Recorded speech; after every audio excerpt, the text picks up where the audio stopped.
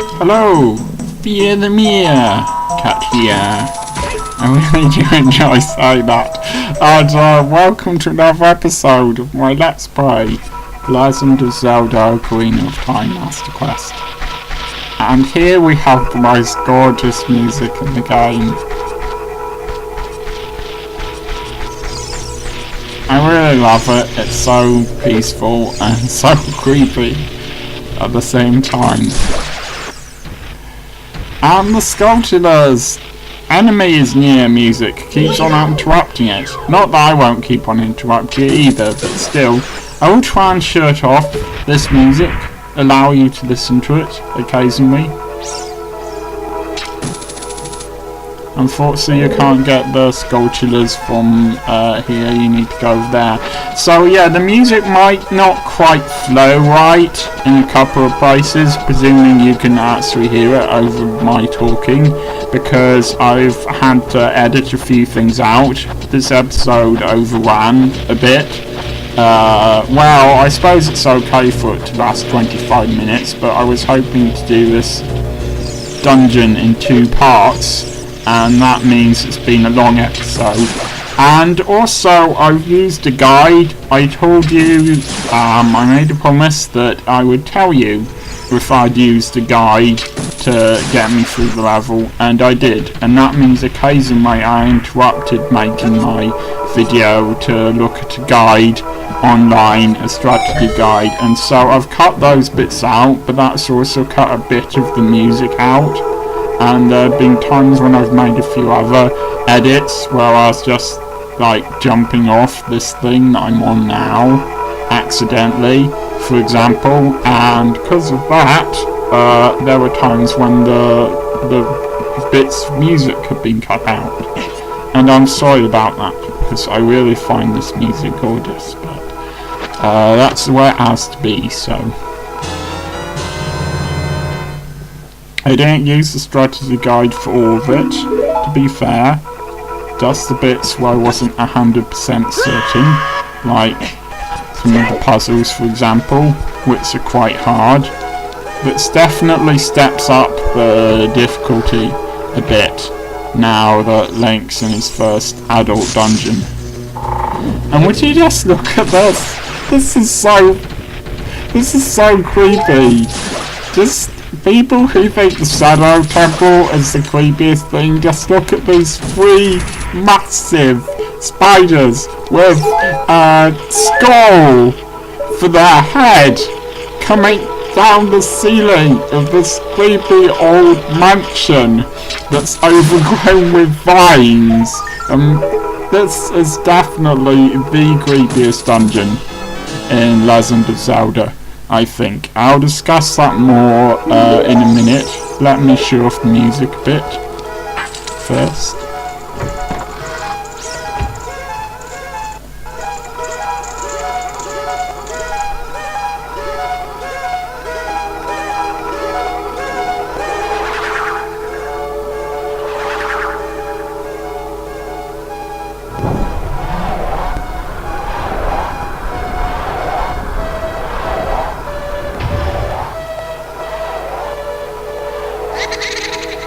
You need to go and get all of those things and kill them in order to complete this temple. But yeah, I felt that the trouble of the Shadow Temple's creepiness is it already went as far as it could with being scary in bottom of the well, which we'll be coming to at some point in a future episode. But Bottom of the Well already did the creepy music and the creepy looking faces on the walls, and it already did what I think is called Dead Hand. I think that was the mini boss.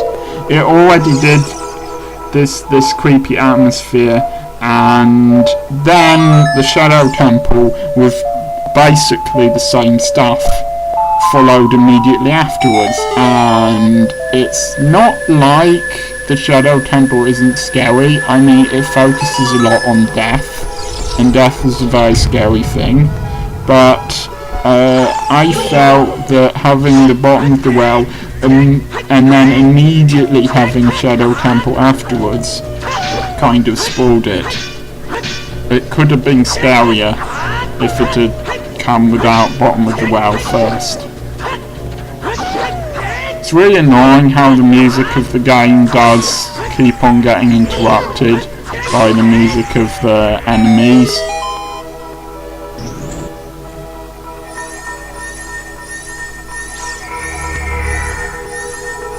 I know I've said it before, but I like the fact that Link is now large enough for the chest to be smaller than him.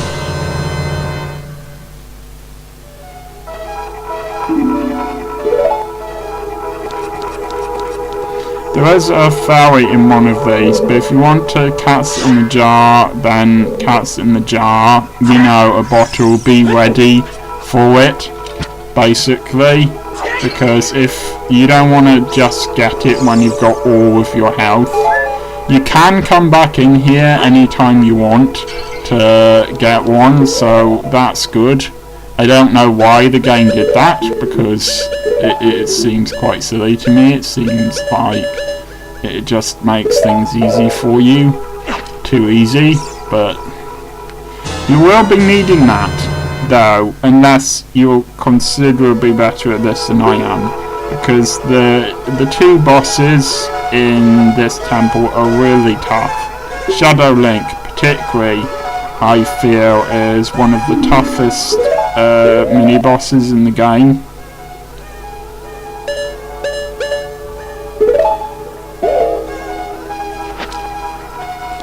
So yeah, I think this is actually my favourite temple as well. I think Shadow Temple is okay, Light Temple is okay, they're both pretty decent. Fire Temple is probably my second favourite, although I wish it had the original music with chanting in it. But I'll talk more about that in a future episode. I think at this bit I got a bit lost about which door to go through. It is quite hard to work out the proper way to do it, because there are some doors like this one here where you won't be able to get into them even if you want to at first. I don't know if there's a certain order you have to do it in. I've gone for what seems like the most logical order for me. You do need keys to get in some places, so that might affect the order that you do it in. But if you're just sort of playing this on your own, just play it in whatever order you think feels best. Use mine or don't. You know? But yeah, Fire Temple is pretty good. Water Temple is annoying. I don't hate it. I just think it's overly complicated. And there are some bits of it that are just a pain to do. But this I really like, just because of the sense of atmosphere it has. I mean, I've already commented on the music being quite creepy, and you've got this old sort of haunted mansion, sort of haunted by these ghosts that live in paintings, these pose that live in paintings. You'll be seeing some of that later, and just ghosts in paintings, and spiders hanging off the ceiling, and these things, I think they're called War Masters. These giant hands that come down at you from the ceiling. You'll be seeing those later in this episode as well. And there is just so much of this dungeon that's got a really creepy, really interesting atmosphere and a really interesting look, and it's got this sort of twisty, dimensionally unstable corridor in it as well that you'll also be seeing later. I thought that was really cool. So I just really like this dungeon, or temple if you prefer. and most of them presumably are actual temples. But here's the interesting thing. We haven't actually learnt this yet in the plot of the game. By the way, if you're playing this along with me, pay attention to what I'm doing with the blocks, because it's not always clear where you're meant to push them or how far. I think I probably paused a lot during this bit to avoid falling holes, but also to just give myself time to think, which is definitely something that you need. See, sometimes you can look at the arrows and they tell you where to push a block, but sometimes you need to push it in a different direction and then push it in that arrow direction later. But yeah, I got a little lost on this puzzle for a while, and for some reason I seem to pause a lot whilst doing this puzzle, so...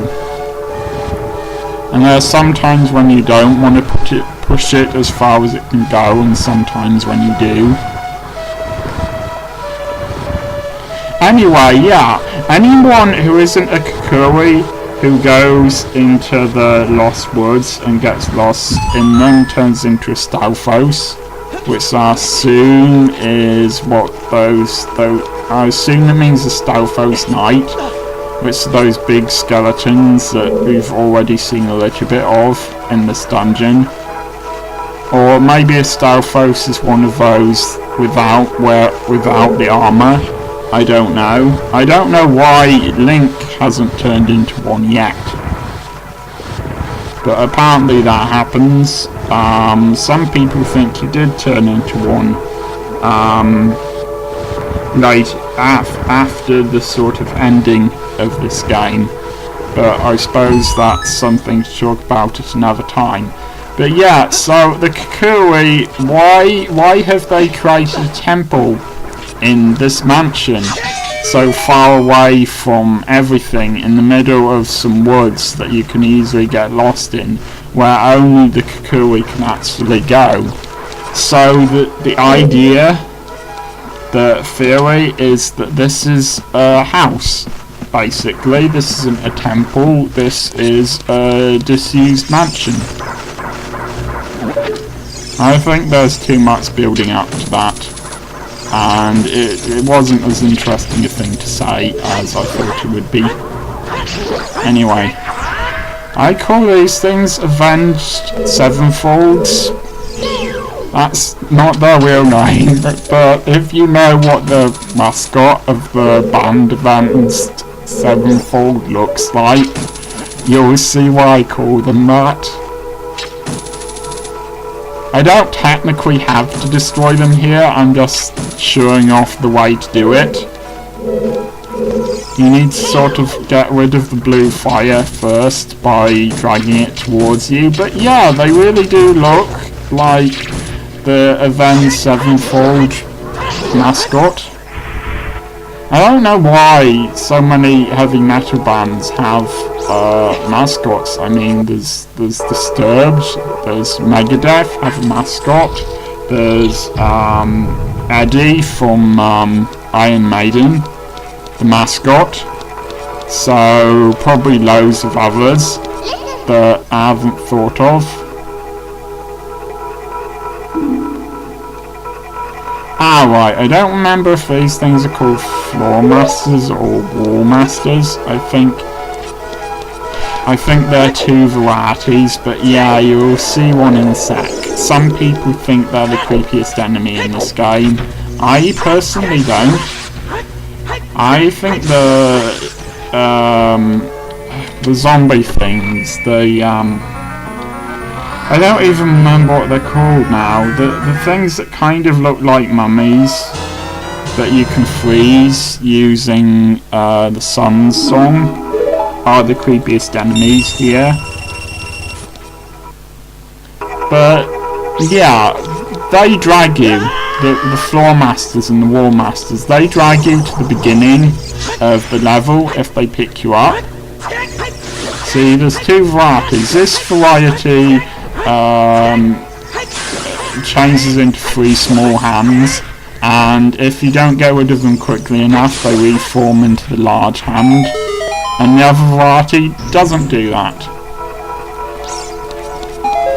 But yeah, I can see why, with the shadow sort of bearing down on you from above, that they might seem very creepy. I think that Navi kind of redeems herself a bit here, because she finally starts saying things that are actually useful in this dungeon, like watch the shadows, for example, which is your way of telling if there's one of the hands near you.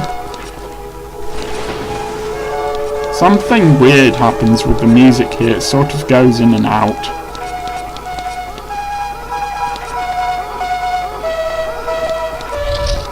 That bit didn't show it off very well, but trust me, it goes in and out. And at that point, I might as well show off my failures for a little while. At that point, I went in the right door, but decided it was the wrong door, even though I had the strategy guide, and then I fell off this a few times. And then eventually I went back into the room that turned out to be the correct one. See, the music's faded out a bit. And then it fades in again. I actually have the soundtrack, or those songs that I felt like downloading to this game. I have tried listening to this music in the dark with the lights off to freak myself out. I don't know why I decided to do that, but it works.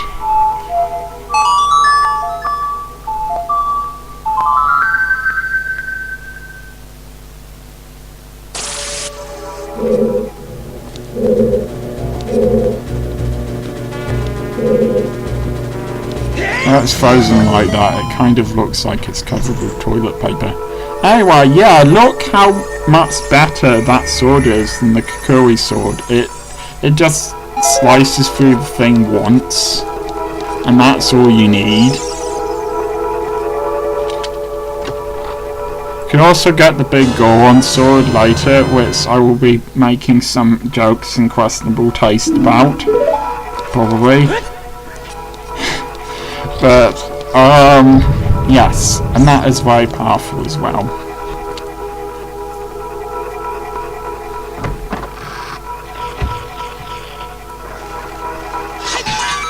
I can hear a gold Skulltula, or possibly an ordinary one just then, but I'm not sure how to get it.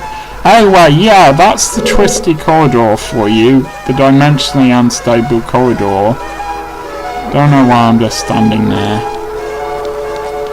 And yeah, I just like the way it changes. This is the only dungeon I actually remembered from the first time I played this, and for a while I assumed that it was the Shadow Temple, because the Shadow Temple is supposed to be the creepiest, but it turns out that all of the things that I remembered from the original temples were actually from this.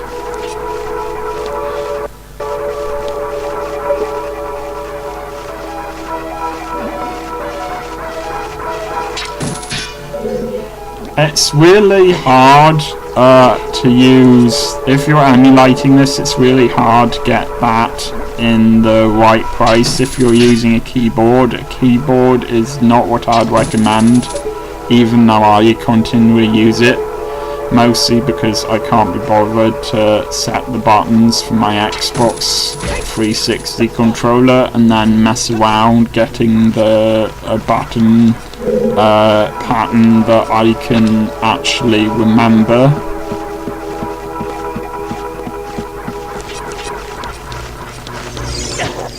Like which button is which.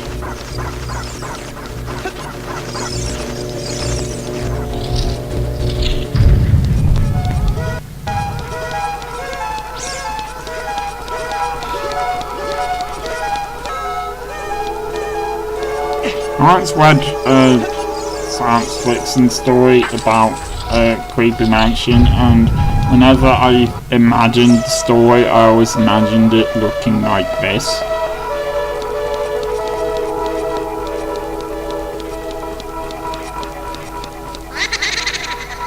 We'll be seeing more of those poses later.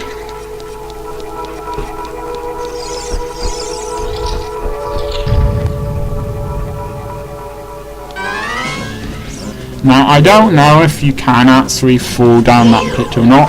What's weird is that thing seems to be able to float. I need to attack Link. I think I will just casually walk through thin air.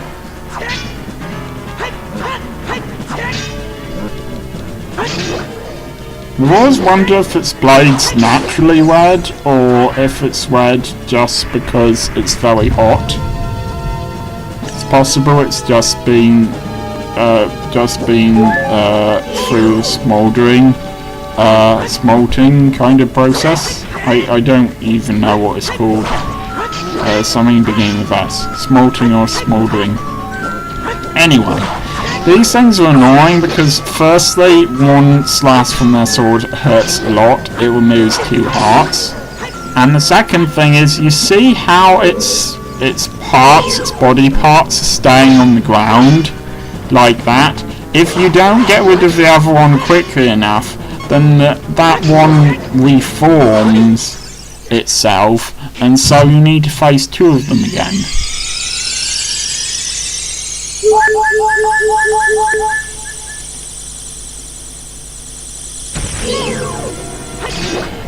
But it's partly my fault for the fairy, just because I allowed it to hurt me a lot.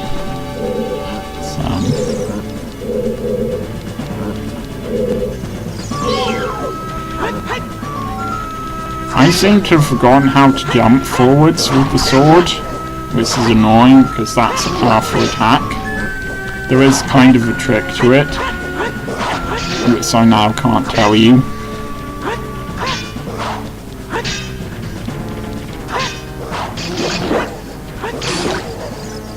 To be honest, most of the really interesting stuff is going to be in the next episode, but I have been happier with this than with episode 18.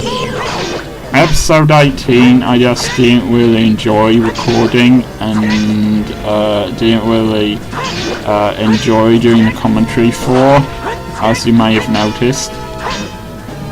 I hope my channel's doing okay. I mean, perhaps I apologise for it too much, and I come across as sounding like I don't like my videos, so why should you? Perhaps that's the way I sound. I don't know.